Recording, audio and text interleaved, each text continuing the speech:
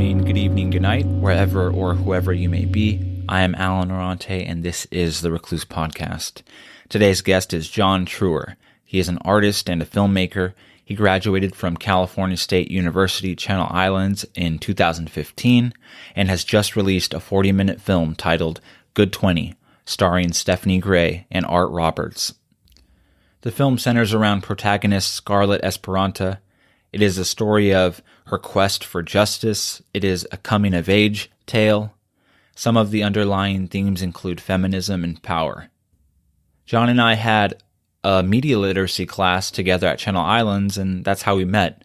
We've been friends for over 5 years now, and I'm so proud of everything he's accomplished in that time. In this conversation, we talk about his film, of course, Good 20, the writing process of it, the shooting and editing, the themes, the character motivations, the absurdity of the world that John has created.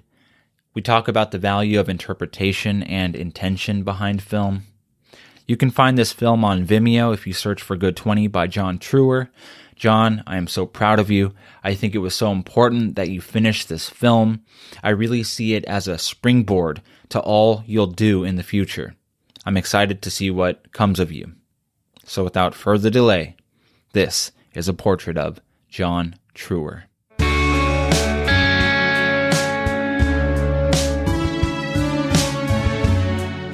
really loved going to junior college, and the professor that took us to Italy, it wasn't just Rome, it was several cities in Italy, but my professor there had a huge impact on my life, Professor Richard Flores, and he's mainly the reason why I decided to move here as well.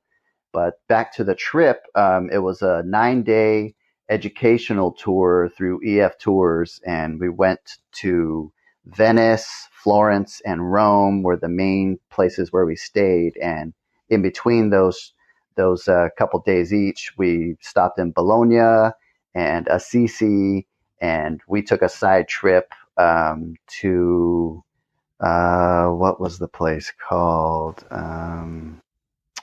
I forget that last place that we went. It was just like a half-day trip, but yeah, it had an impact on me. Not so much like we went there as an art class, and the trip centered around museums and seeing the art there, which this ancient centuries old art, and the Vatican, and the Duomo, and Michelangelo's work in Florence at the Accademia. But I think the biggest thing that occurred to me being there was just how small the world is, and like my teacher was mainly the influence that got me there. That it was really hard to raise the money to go there without like a real job and without having a savings account or something. We had to hustle up the money just to get there. But once we were there and it was coming towards the end of the trip, my professor asked me. He was like, "Oh, so what do you like about the trip so far?" And I was telling him the different places and art, and he was like, "Okay, that's cool. Well, what have you learned about yourself on this trip?" And that was a tough question, but I think it gave me a good perspective to look at something like that. It's like we're going halfway across the world, but really the ultimate goal of any trip or any endeavor is to learn about yourself. So I kind of struggled with that, but ultimately I feel like that's the conclusion I came to. Like, the world is a small place, being in somewhere so foreign that I had never been really to Europe before.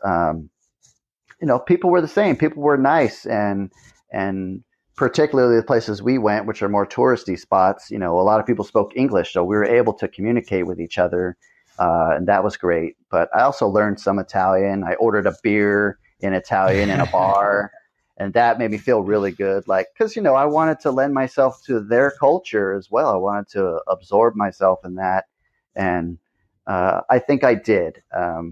But it was more of a feeling of like, oh yes, like getting out of my own country, out of my own town, out of my own state, and being somewhere where the culture was different, where people basically are the same. It's just we have different cultures, and we can learn from that. So I really took that to heart, like the the the heartfelt warmth that I felt from a lot of the Italian people there. Uh, it was wonderful. It was like it was the opposite of kind of the way I would feel in Hanford a lot of the time was that these aren't really, I can't really connect to a lot of these people here. I didn't care much for the mentality of my hometown. And of course, I had friends that were like minded, but I always felt like I stood apart from them as being more of a creative type and kind of thinking outside the box and acting outside the box. I've seen all the art you've not all the art, but I've seen your clay work and your film. Uh, and just actually dealing with you as a person, we've been friends for a long time now. Most of the time you've been in Ventura, and I think you always put a creative or intellectual spin on things just in conversation. In creating art like film and clay and any art for that matter, is there always a philosophy or some intellectual piece within the art itself? Is there always that aspect to art? Well, are you talking about my art or are you talking about art in general? Both. I'm curious about both art in general and then specifically for you. Okay, well, that's a tough one, and I think about this a lot actually because uh, there is a definition of art that I would say is traditional art, like what people would think of is paintings and photography, ceramics, music. But when it comes down to it, like my own work, and I incorporate this when I look at other artwork too, but art, I've kind of created a narrow definition of when, as far as I'm concerned, when I see something, is that art or is it not? Because it's in some clicks, it's like anything goes. Like, oh, you made a painting, that's art, and that has its value. If you're a creator, it's like anything you create can be considered art. But for me, I like to lend that definition more. It falls more in the realm of very narrow, and I like to refer to Picasso's definition of art, which was that art is the lie that helps you realize the truth. And so I do think that there should be some component within art for me to consider it art that makes you think, that makes you realize something, that touches, you know, not just on imagination, but a connection between people. Like, oh, I get what that person's saying. So, particularly in my filmmaking nowadays, like now I'm much more refined with ideas when I make a film now. I always try to include an underlying message or theme that isn't readily apparent at the surface. It's not superficially like with Good 20, it's this story about a girl and her birthday, and, she is kind of forced to kill or be killed. But ultimately, underneath that, like you touched on it too, which I'm always uncertain how people are going to interpret it.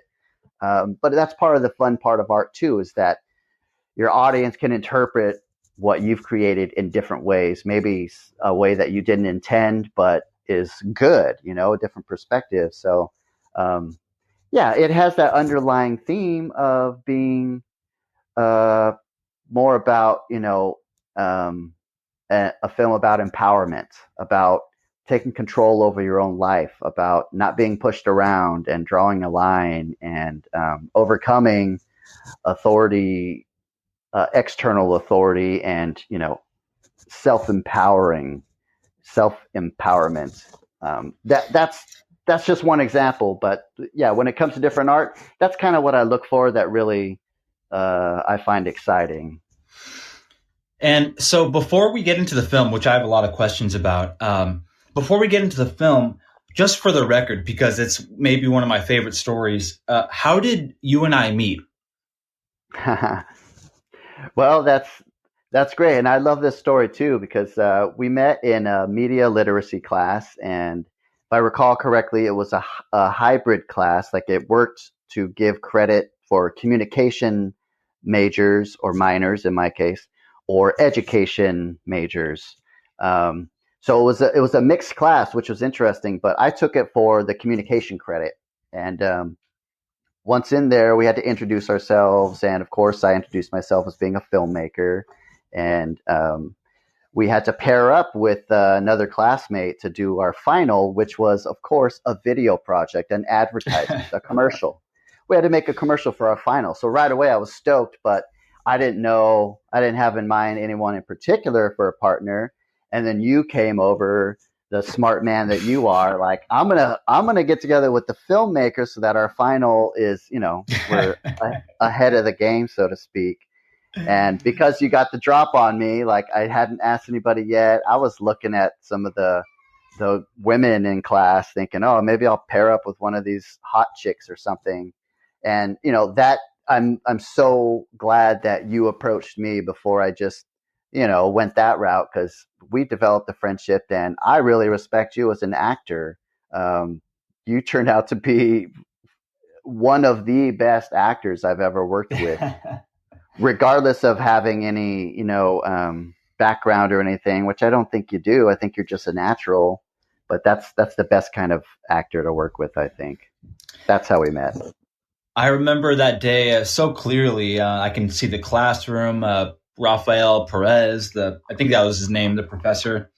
Yeah. And I remember you introducing yourself, like you said, as a filmmaker and an artist. And I was, I can be, there's this slice of me that's very selfish. I'm a very selfish guy sometimes. And in that respect, or in that vein, I felt that as soon as I saw you in the room and I heard what you were about, because I looked around and nobody else was saying what you were saying. And I knew what I was interested in. I was like, you know what? I got shark eyes. I just smelled blood from a mile away. And so I just had to work with you. And, selfish or not, I think there was something there, because look at us. We're talking how many years later? Yeah. And I remember maybe you have a different perspective or version of this, but I remember we did that final project, which was awesome and fun. We bonded over those days of filming at your place in Ventura. And I remember when we presented it to the class, all this work we had put into it. I could have sworn, tell me if you're remembering it this way, but the sun's glare through the window was so awful that I don't think that anything on the screen was seen. Do you remember that at all? Yeah, I remember it being particularly bad in that way, the presentation, because it was, I mean, when you project on a screen, you have to have darkness, or, and plus with that project being, I was in that was a time in my life where I was coming out of this huge inspiration from film noir.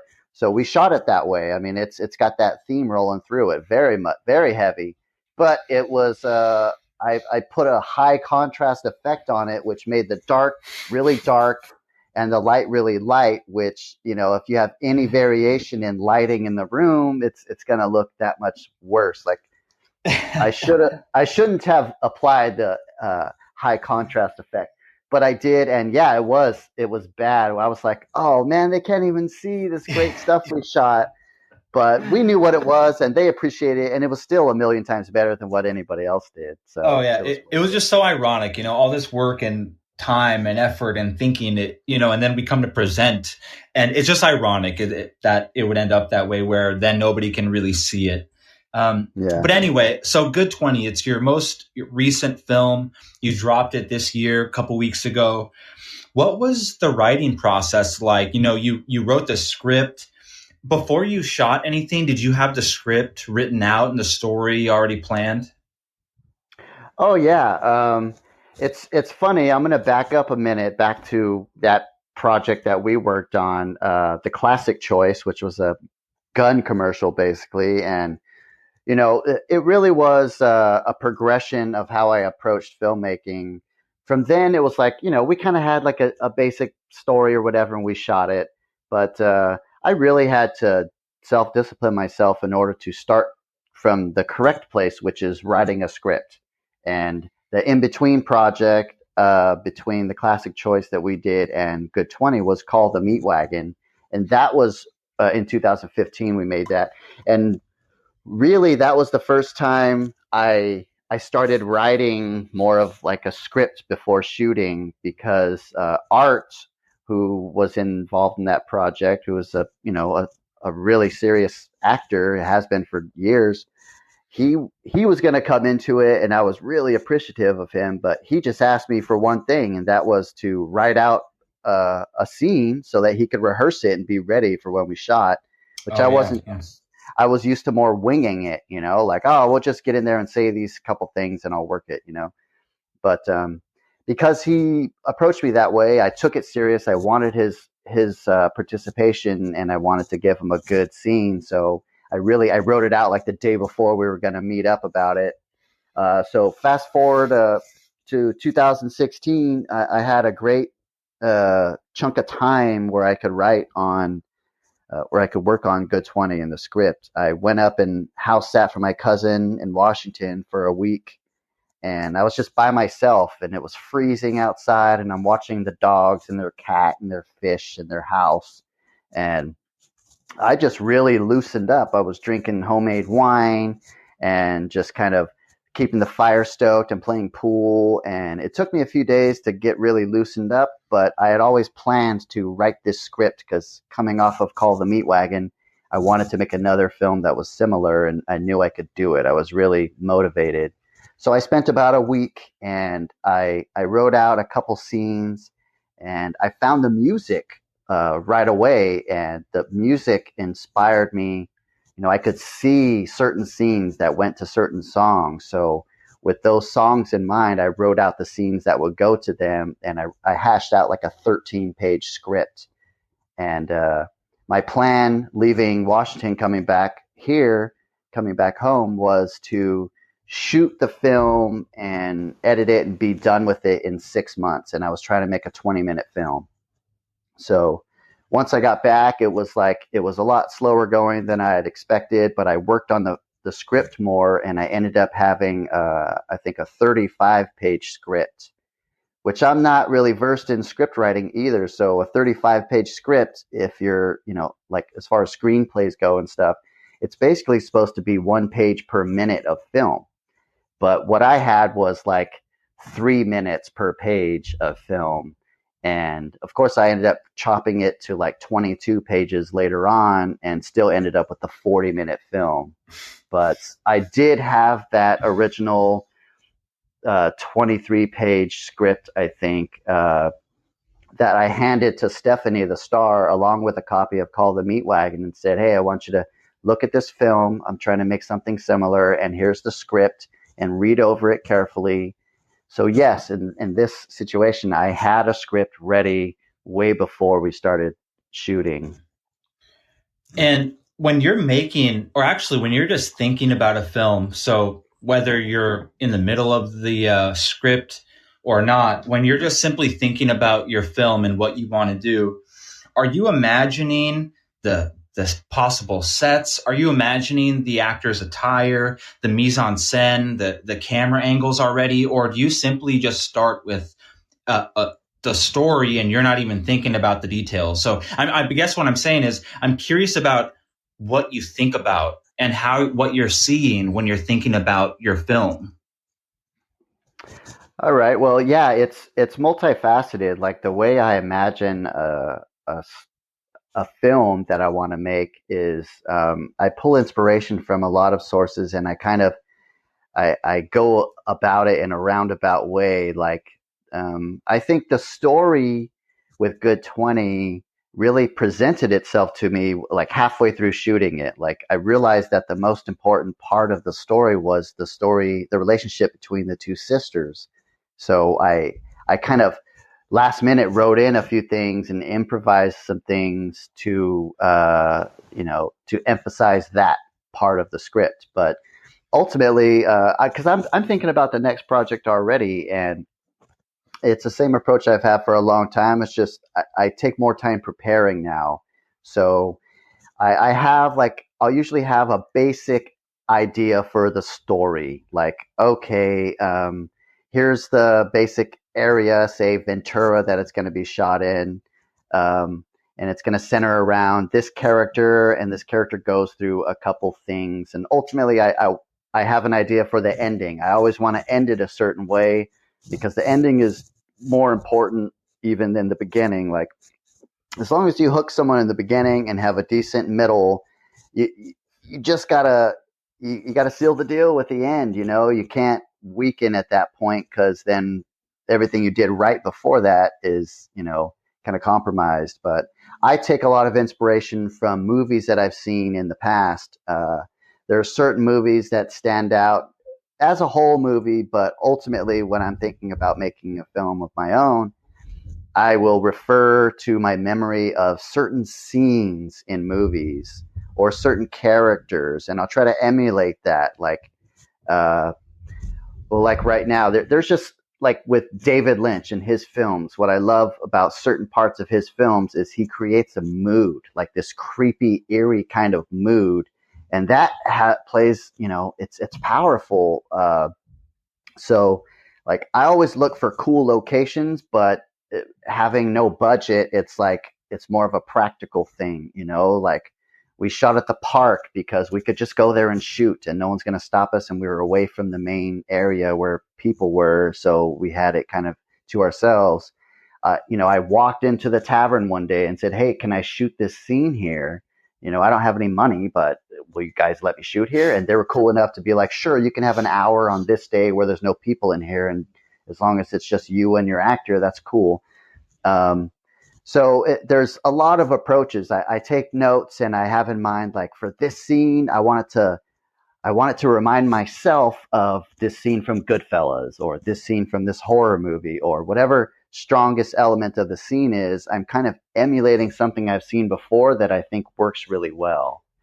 And then, being a photographer for, since I was a little kid, I naturally have an eye for composition. I approach each film I make as like a series of photographs where each scene, each frame, if you will, is its own composition that's nice and strong, which I think results in a good, like, uh, ultimately the whole thing is strong in cinematography that way, because I don't ever want to look at a scene in my movie and be like, "Oh, that just looks awful. It looks boring." I want, you either have to have a dynamic composition to be interesting, or movement, or both, and with movement, you have either the subject is moving or the camera is moving, or both. And that keeps the viewer's eye interested in what they're seeing.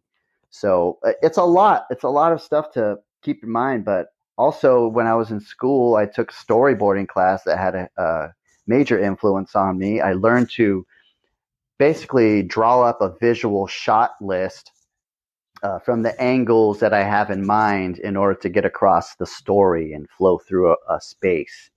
So it's a lot. I mean, but I pull little things here and there, and I keep track, and then I slowly organize it into a script with description, so that I can keep it in mind what I have. Because sometimes you have a great idea, and then if you don't document it, you might lose it, and it could have really helped you. But you have to put it down on paper. You have to keep track of all these ideas, or you could lose them. In terms of your set atmosphere as a director, what kind of set, obviously I don't mean like some Hollywood studio set. I mean just set in the sense of where you're shooting. What kind of atmosphere do you like to have as director? Do you like to collaborate? Are you more of a I am king? What are your strategies for creating atmosphere, and what atmospheres do you like to create in with others in terms of filmmaking? Well, I prefer a smaller group of people, for one. Yes, I feel like ultimately I'm in charge. It's my film. So if I drop the ball, then it's going to show up later in the film, or I'll be like, in editing, I'll regret not doing something or doing something wrong.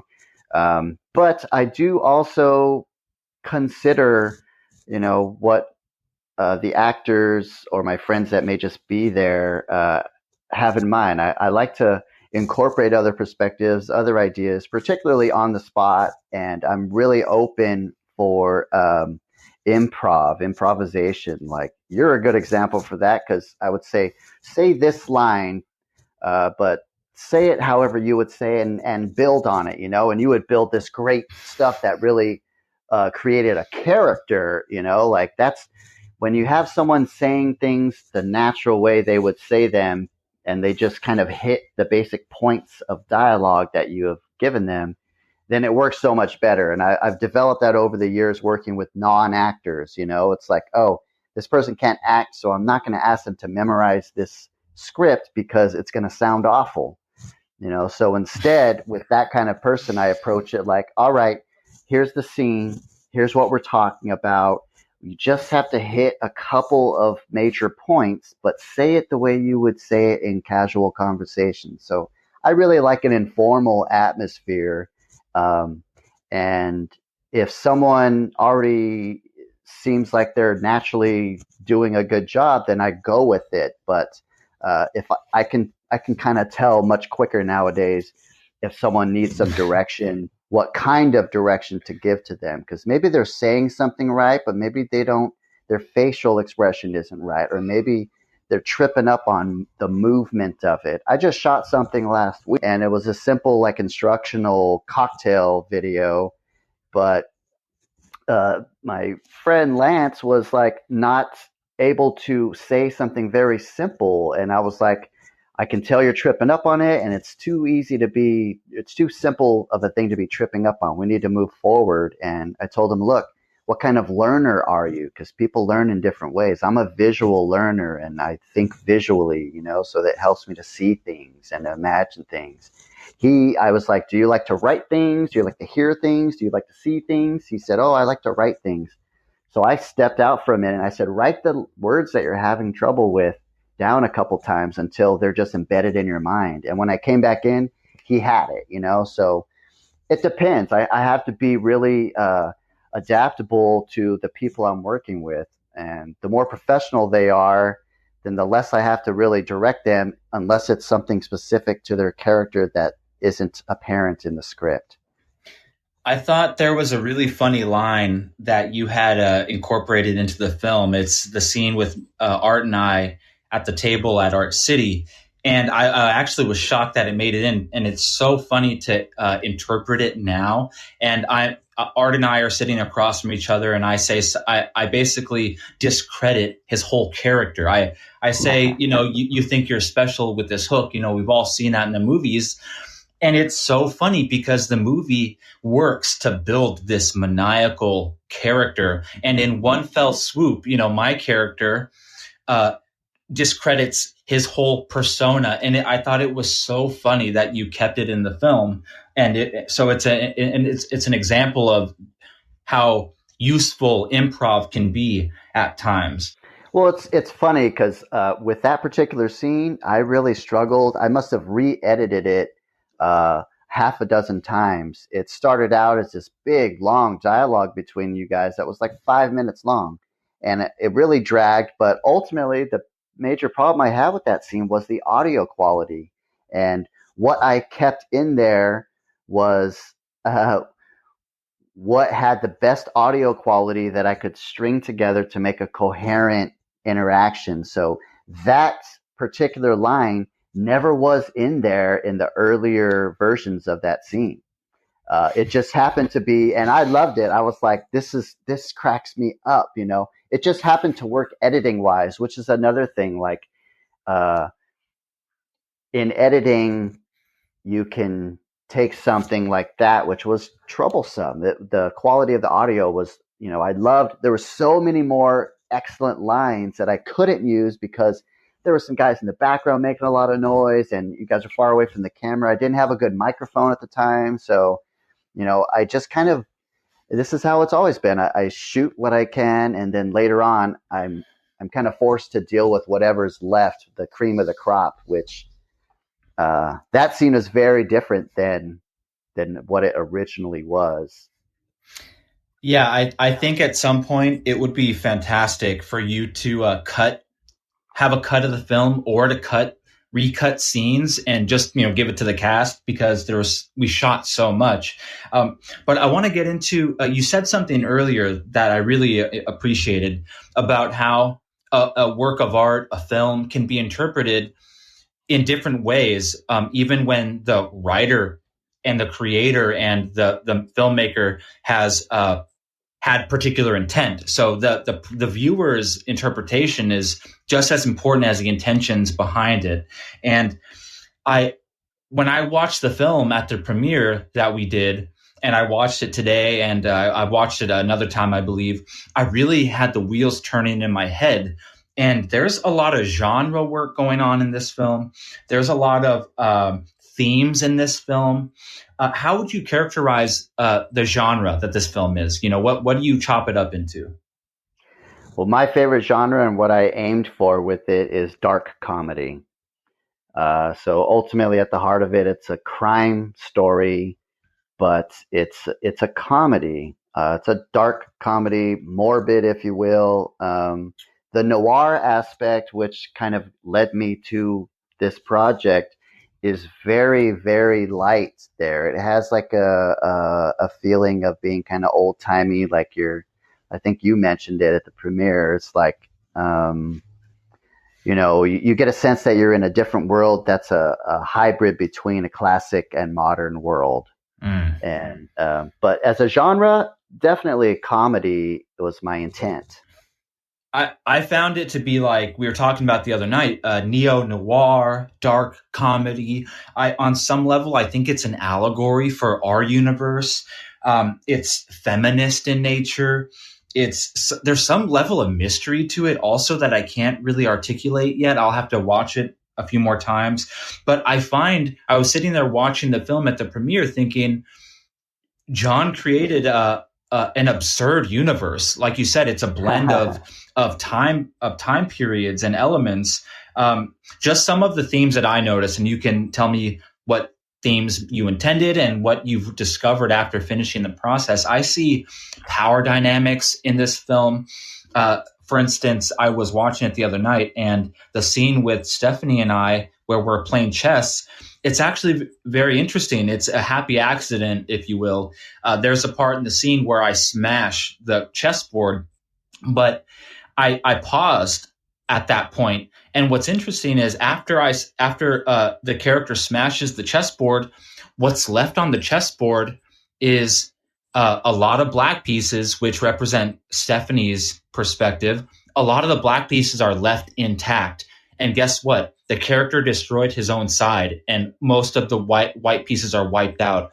So I find the interpretation of the photography, and it's just so beyond intent sometimes. So power dynamics are in this film. I found that there's a lot of masculine versus feminine things going on in this film, animal rights, and I love too. It's an undertone throughout the whole film is this sense of corruption and power, which is obviously very relevant today. What themes did you have cooking as you were making this process? Oh yeah, well you said it. You picked up. I mean, I intended much of that, if not all of it. Ultimately, when I started it, it was a feminist film from the get go. I I guess I was thinking of Call the Meat Wagon and not feeling guilty, but feeling like maybe this needs to be balanced out because with Call the Meat Wagon, it was like this serial killer killing women. It was kind of a misogynistic character, and I didn't want that to be like overpowering or just the theme. I wanted to switch it up, and I wanted to work with a female actress as the star rather than a male. To kind of counterbalance that. Now I think of it as like, well, this Good 20 is the sister film to Call the Meat Wagon. But it's interesting that you say that about the chess game because I didn't. Obviously, you just smashed the pieces, and it wasn't intended to be like you mostly smashed your pieces. It was just what happened. But I always intended this power dynamic. I always meant for much of the things that you see in the film to represent something bigger. Mainly, Don Carney's character is basically supposed to represent the patriarchy and the bad things about patriarchy being this domineering female oppressive kind of thing in our culture and in a lot of cultures. And ultimately, the as a whole, I think the film is saying like, don't don't allow patriarchy to rule you if you're a woman. You know, it was a self empowering thing, a female empowerment film from the get go, and um, also like I set it up in the sense that there are several different kinds of conflicts going on, or contrasts, if you will, male versus female, vegetarian versus carnivore, good versus evil. Um, so yeah, all of that works to kind of create this back and forth, power struggle. And it is about power. It's a film about power. Like, you're going to let this guy, this corrupt cop, this man, this carnivore boss you around and tell you what to do and hurt you and hurt your family. And it was more of like, you need to stand up for yourself, Scarlett. You need to take hold of your power and fall into your natural place as a woman, as a human being, as a master of your own world. And I've definitely always been a fan of the absurd. So I'd like to incorporate that into my films. A good way to do that is just to kind of exaggerate what I already consider absurd in our reality. I'll take it to the next level. Hence the meatless meatballs thing causing fury within the Carne characters. And yeah, so it's like these things are absurd. You have kind of a contrast even between the sisters. The Violet, the sister, is like crazy, outgoing, homicidal maniac in a way. Like, it's nothing to kill people. Where Scarlet is more reserved, and maybe she's a little crazy in her own way, but she doesn't want to kill somebody. She's timid. She's like, in this family, she kind of has no choice by the end. But yeah, all of those things, the power dynamic, particularly with the Don Carne character wanting to eliminate these women as seeing them weak and in the way, and even the Don Carne versus Nacho Carne scene that you were mentioning earlier. They're discrediting each other. They both want to be in control and are discrediting each other to the point to where they're destroying themselves. Like I brought up the chess part because it is, like, for what you just said, it is interesting that Nacho Carne, he wipes himself out, and in a way that's sort of foreshadowing his demise towards the end, where, like you said, Nacho and Don are on the same side, yet they're adversaries, and they're responsible for their own undoing. And another thing I wanted to mention about just how it's interesting how things work out in film. There's a shot where Cyclops, the detective, he's pouring shots for himself and for Stephanie's character, and it just adds to this feeling of men versus women, masculine versus feminine. He gives her like a half shot, and he pours himself a full shot, and it just further tells this story of this character, Stephanie's character, having to basically, it's her against the world in this patriarchal system. So I just love how the themes, how they show up throughout the film, whether it was intended or not. And it really just feeds this spirit behind what you were trying to do. Yeah, I would definitely agree with that. There's a lot of things that are just happy accidents that just happen. I told them they rehearsed their whole scene there, pouring the shots, and they had this whole, rhythm down that I really appreciated that they prepared that way.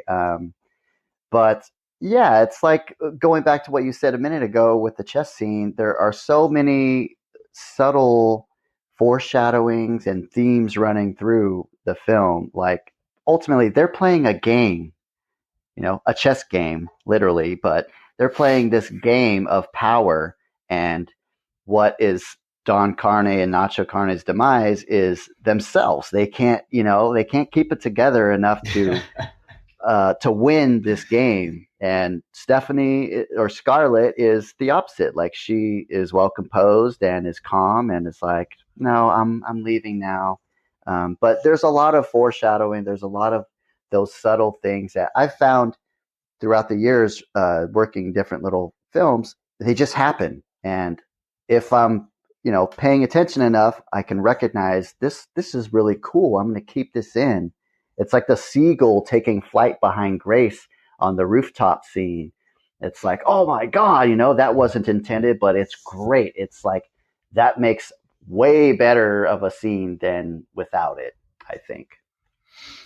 So I'm going to ask you about two people, and you can answer however you like. So first of all, who is Friday, and how did she assist in this filmmaking process? And who is Stephanie, and how did she assist and participate in this filmmaking process?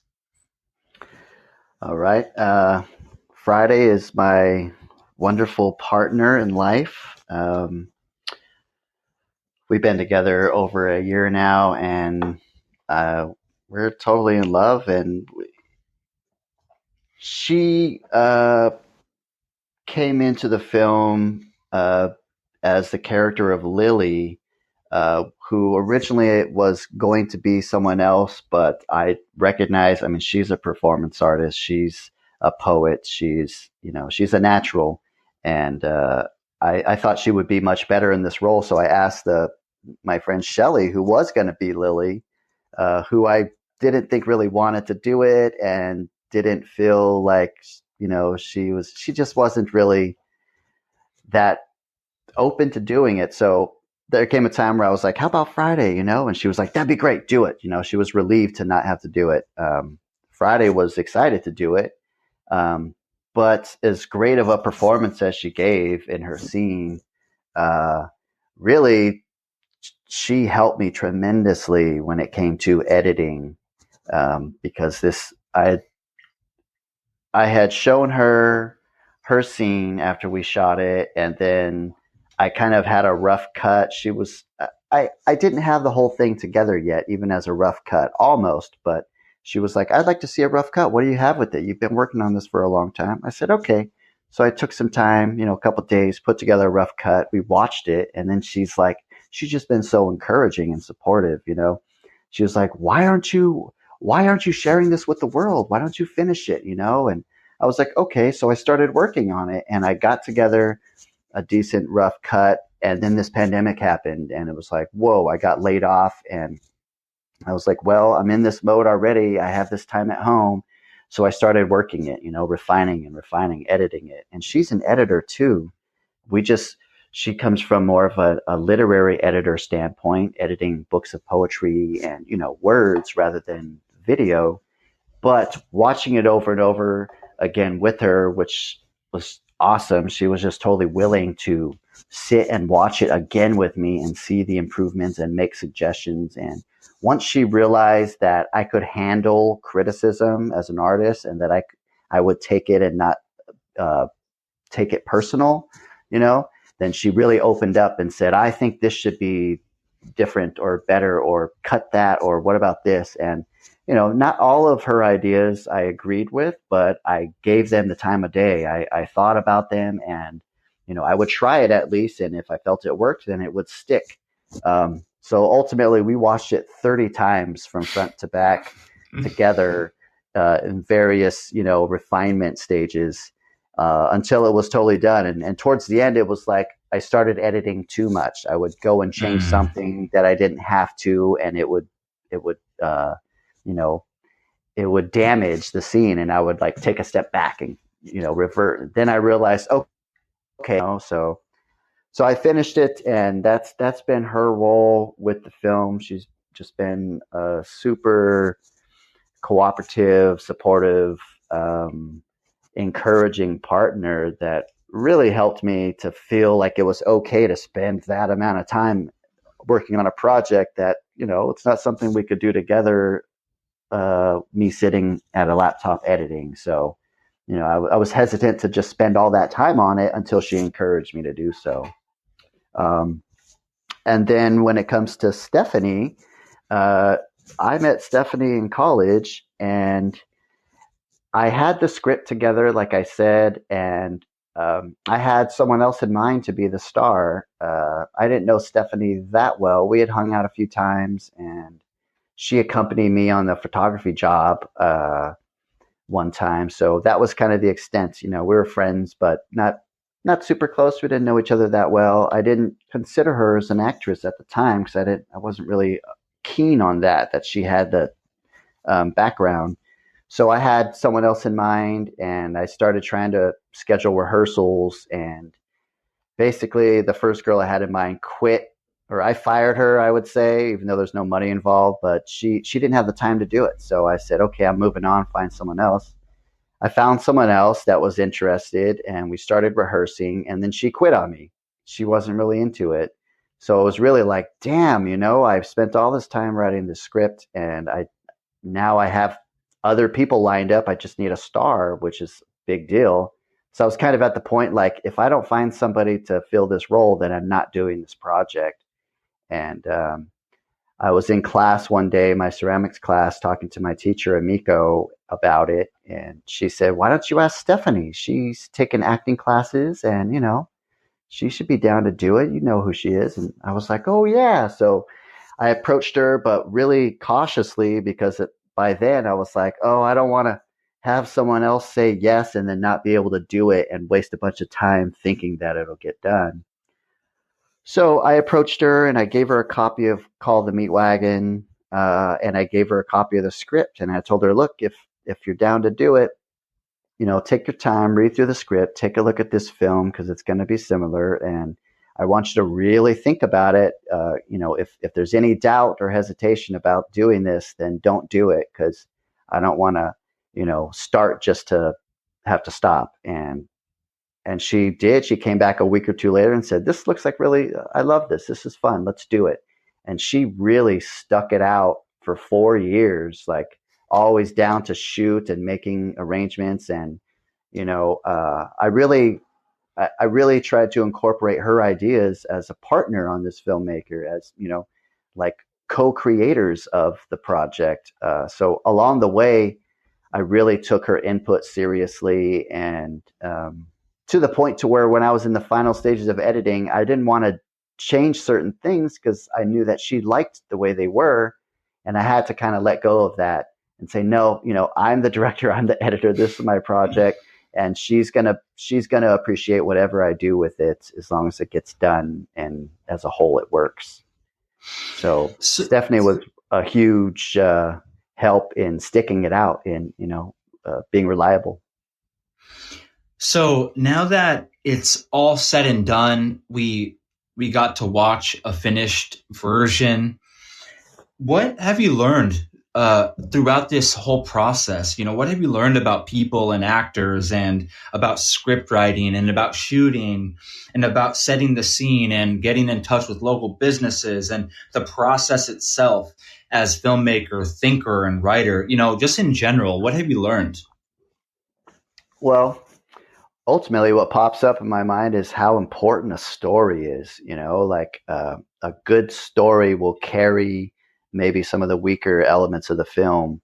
Um, but also, like, and I've known this, it's just been difficult, but the more time you spend preparing, the better your final product is going to be. And that's with all art, that's with anything in life. It's like, just, if you're going to allow a majority of your time for part of a project, it should be in the preparation. That way, it just runs smooth afterward.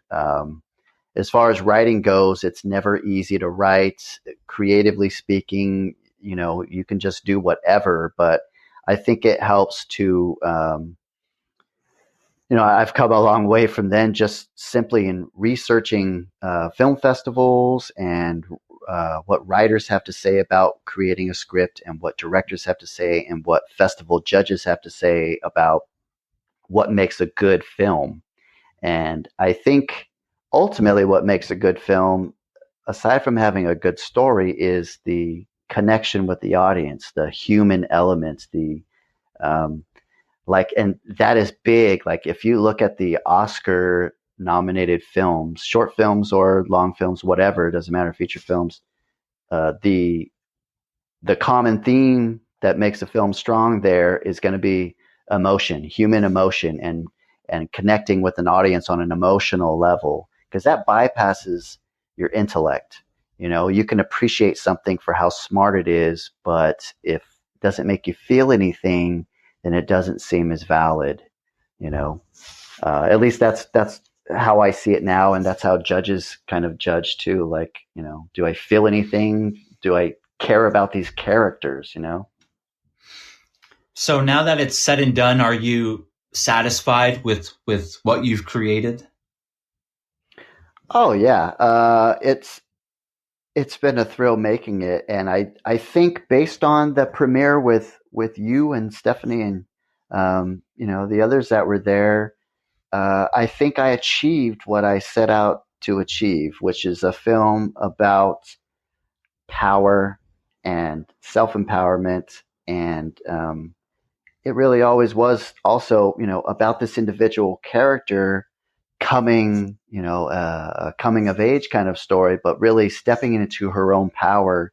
And the success on, in my mind, is that that came across to the people that could break it down that way, which, like, you obviously got that from it, which I really appreciate that feedback. And yeah, what's funny, or what works in the film for me the most is how many funny parts there are. Like, it makes me crack up still, some of the film, after seeing it 100 times. And that's, you know, that's kind of like a default, my go-to. Like, if I can make someone laugh, then that's kind of an emotional connection. It at least makes you forget your troubles for a brief moment, and it's worth the work that went into it to see enjoyment in people's, you know, on people's faces. I loved your. I said it at the premiere. I loved your cameo. The director cameo. It's. I watched it today again, and it makes me laugh every time that I see it. So, in terms of the future, obviously, you don't have to be specific, but you know, what do you hope to accomplish in the near future, and you know, in the rest of your creative life? What sort of constellations do you see out there for yourself creatively? Well, I would really like to make a film that I feel is a masterpiece, that I feel could not be any better from start to finish, from, you know, the production of it to the final result and to the theme of it. I want it to be relevant. I want to be just to the point to where I don't look at it and say, oh, I wish I had done this differently. I want it to be like, no, that's exactly what I wanted to do. And I'm finding that the way I've done it over the years has always been as an auteur, if you will. I film it, I produce it, I write it, I edit it. You know, it's like, it's too many positions for one person to take on. Like, I've done it and I think I do it fairly well, but I would like to lend some of those positions out to a crew, to someone specifically that's good with the camera, someone specifically that's good with the sound, maybe someone else that specifically is there on set to make sure there's no continuity problems, because all of these things require attention. And if your attention is spread too far or too thin, then somewhere you're going to suffer, you know, in a production. But ultimately, I want to make something that I'm proud of, that people enjoy. And in the short term, I see myself making a lot more short videos. I already just finished a short video um, for a friend, and I'm already getting other people requesting of me and offering, you know, to hire me to do these short films, which I love the quick turnaround of, like, a, you know, a 3 to 5 minute film. I can shoot something in a day. I can spend a day or two or up to a week editing it, and then I have another thing, you know. But really, the goal is to entertain, um, and to be entertained in the process, and just to exercise my creativity in that medium is I know I'm decent at it and I enjoy it, and I want other people to enjoy the result. John, you're a friend, you're a partner, you're a creative ally. I always like to be in your presence. We seem to get into good conversations, and we've had a lot of good times together over the years. I love how the universe just shakes out sometimes. How we're still friends after all this time. You can answer the last question any way you like. Who the hell are you? Uh,